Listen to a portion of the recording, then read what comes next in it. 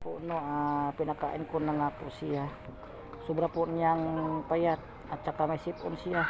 May sakit. So ayan na nga po mga guys no, binigyan na po natin siya ng tubig.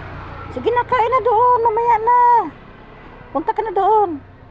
So ulam po niya ay isda po no. Sobra na po niyang payat. Kasi nga mayroon po siyang sakit. Sige na, kain na.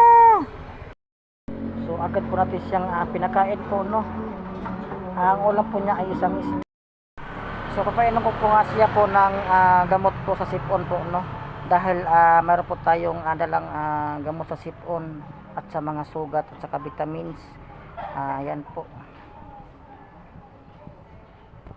So ayan na nga po no, nakahanda na po yung kanyang gamot kasi nga po mayroon siyang ubo at saka sipon.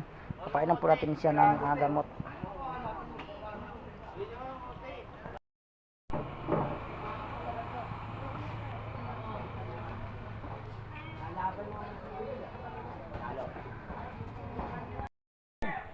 Huwag ka nang tumalon. Dito, dali. Oy. Doon ka dito, dali. Dito, kain ka muna.